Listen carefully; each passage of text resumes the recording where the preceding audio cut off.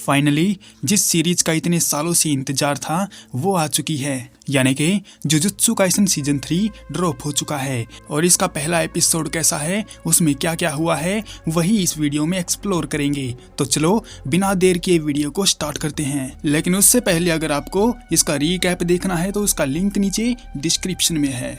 Episode continue होता है Zenin clan में, जहां पर नाओबिटो का बेटा नाओया जेनिन अब नया क्लैन हेड बनने वाला है, जो कि एक फर्स्ट ग्रेड सोर्सरर है और वो माकी का कजिन भी है। वो अपने अंकल ओगी एंड जिनिची के पास जाता है इस बारे में बात करने के लिए कि जेनिन क्लैन का अगला हेड वो खुद बनने वाला है, क्योंकि माकी और माई तो इस लायक है नहीं और तोजी भी कब का गुजर चुका है। इसीलिए इकलौता नाओया ही बचा है जिसको क्लैन हेड बनाया जा सकता है। पर तभी वहां पर एक छोटा सा आदमी आता है जो अपने हाथ में काफी सारी विल लिए हुए था। साफ साफ बोले तो ये एक लॉयर जैसा है। वो आदमी वहां बैठकर उन दोनों को नाओबिटो की वसीयत पढ़कर बताता है कि नाओबिटो के मरने के बाद जेनिन क्लैन का अगला हेड नाओया बनेगा और उसको जेनिन क्लैन के सभी कर्स टूल मिल जाएंगे जिनका वो अपने मुताबिक इस्तेमाल कर सकता है। लेकिन इसमें एक ट्विस्ट है कि अगर सातोरू गोजो किसी भी तरह से मर जाता है या अपनी मेंटल सिचुएशन खो बैठता है तो फुशिगुरो तोजी के साथ किया गया उसका प्रॉमिस पूरा किया जाएगा और अगला हेड मेगुमी को बनाया जाएगा। ये सुनकर नाओया की सटक जाती है और वो अपने साथ चल रही लेडी से मेगुमी की करंट लोकेशन जानने की कोशिश करता है। तो उस लेडी का कहना है कि मेगुमी अभी सुकुना के वेसल को ढूंढ रहा है। इतना सुनकर नाओया यूजी और मेगुमी दोनों को खत्म करने का डिसाइड कर लेता है, क्योंकि मेगुमी उसके रास्ते का सबसे बड़ा कांटा है और अगर वो ही मर गया तो फिर जेनिन क्लैन का अगला हेड वो ही बनेगा। और वहीं टोक्यो की एक बिल्डिंग में यूजी शिबुया में हुई हर घटना को लेकर परेशान था और इन सब का जिम्मेदार खुद को मान रहा था। उसे अफसोस है कि वो जिंदा ही क्यों है। पर तभी वहां पर उसका बड़ा भाई चोसो आता है और उसे समझाता है कि वो वापस से जुजुत्सु हाई चला जाए। लेकिन यूजी इस बात के लिए एग्री नहीं होता, क्योंकि उसकी प्रॉब्लम कुछ और है। उसका मानना है कि सुकुना मेगुमी को लेकर कुछ बड़ा प्लान कर रहा है और उसकी ताकत भी पहले के मुकाबले अब काफी बढ़ती जा रही है, क्योंकि अब तक उसके शरीर के अंदर 15 उंगलियों की शक्तियां मौजूद हैं। यूजी को समझ नहीं आता कि उसने चोसो के दोनों भाइयों को मारा और फिर भी चोसो उसके साथ क्यों घूम रहा है। इस बात का जवाब देते हुए चोसो कहता है कि ये सब एक एक्सीडेंट था जो कि अनजाने में हुआ था और फिलहाल यूजी उसका छोटा भाई है और एक बड़ा भाई होने के नाते चोसो का फर्ज बनता है कि वो अपने छोटे भाई की हर मुश्किल में मदद करे। इसके बाद वो दोनों चल पड़ते हैं टोक्यो में घूम रहे बहुत सारे कर्स स्पिरिट को खत्म करने।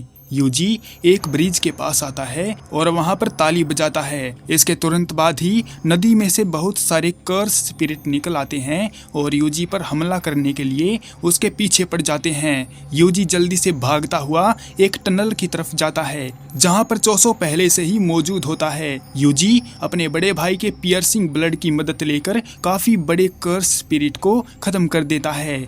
उसकी ताकत देखकर चोसो हैरान होता है, क्योंकि जब शिबुया स्टेशन में उन दोनों की फाइट हुई थी तो वहां के कंपैरिजन में यूजी अब बहुत ज्यादा स्ट्रॉन्ग है और वो एक अलग ही लेवल पर पहुंच चुका है, जबकि वो अभी इंजर्ड है और ज्यादा लड़ने की हालत में भी नहीं है। इसी बात से पता चलता है कि यूजी की ताकत काफी पीक पे चली गई है। तभी वहां पर मेगुमी को ढूंढता हुआ नाओया आ जाता है और कहता है कि यूजी को अभी यहाँ से भाग जाना चाहिए, क्योंकि उसके ऊपर डेथ वारंट निकल चुका है। हालांकि नाओया को कोई फर्क तो नहीं पड़ता कि यूजी जिए या मरे, लेकिन जुजुत्सु हाई की नज़रों में वो एक अपराधी है, तो उसे खुला छोड़ना भी ठीक नहीं है। इसीलिए नाओया यूजी के हाथ पैर तोड़ने की बात कहता है। ये सुनते ही चोसो गुस्से में आ जाता है और नाओया के साथ फाइट करने लगता है। नाओया उस फाइट में भारी पड़ ही रहा था कि तभी उन सबको एक स्ट्रॉन्ग प्रेजेंस महसूस होती है। यूजी को एक पल के लिए लगा कि ये गोजो सेंसेई है, लेकिन जब उसने देखा तो वहां पर स्पेशल ग्रेड सोर्सरर यूटा ओखुत्सु खड़ा हुआ था। यूटा कहता है कि वो यूजी को खत्म करने आया है, क्योंकि उसे हायर अप से ऑर्डर मिले हैं। इससे पहले कि वहाँ पर कुछ गड़बड़ होती, नाओया बोल पड़ता है कि वो यूटा के साथ है और उसी के जैसे यूजी को खत्म करने ही आया है। चोसो यूजी को सावधान करता है और बताता है कि यूटा बहुत ज़्यादा स्ट्रॉन्ग है, इसलिए यूजी उसका सामना नहीं कर पाएगा, तो जल्दी से यूजी को वहाँ से भाग जाना चाहिए। तब तक चोसो उनका ध्यान बटाएगा। बात सुनकर यूजी फटाफट वहाँ से निकल जाता है, तो यूटा भी उसका पीछा करने लगता है। नाओया का कहना है कि भले ही चोसो वर्ल्ड मैनिपुलेशन टेक्निक का इस्तेमाल करता है, लेकिन वो आराम से चोसो को खत्म कर देगा और फिर यूजी को भी। अपने भाई के बारे में यह बात सुनकर चोसो की सटक जाती है और वो नाओया को धमकी देता है कि उसने ऐसा सोच भी कैसे लिया कि वो उसके छोटे भाई पर हाथ उठाएगा और चोसो खुद चुपचाप उसे यहाँ से जाने देगा।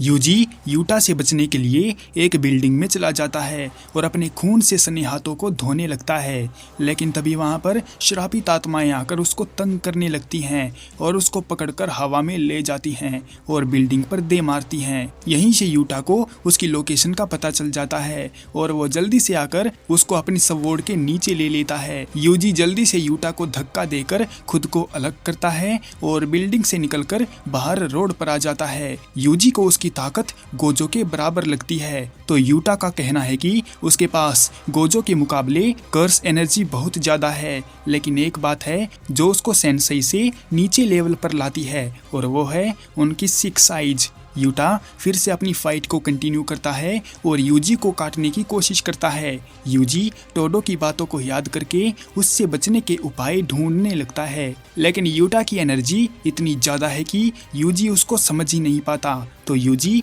वापस से भागने लगता है और भागते भागते एक गाड़ी से खंजर उठा लेता है ताकि यूटा के आते हुए अटैक्स को ब्लॉक कर सके, मगर यूटा उस खंजर को तोड़ देता है। लेकिन यूजी भी कम नहीं है, वो भी यूटा की स्वॉर्ड को अपने पैर से तोड़ देता है और जब उसे लगा कि ये उसके अटैक करने का मौका है तो वो जल्दी से यूटा की तरफ भागने लगता है। पर उसी time queen of curses Rica वहां पर अपीयर होती है और यूजी को पकड़ लेती है। वो जानना चाहती है कि ये लड़का उसके बॉयफ्रेंड पर अटैक क्यों कर रहा है, तो यूटा उसको शांत करवाता है कि वो दोनों तो बस खेल रहे थे, लड़ाई नहीं कर रहे थे।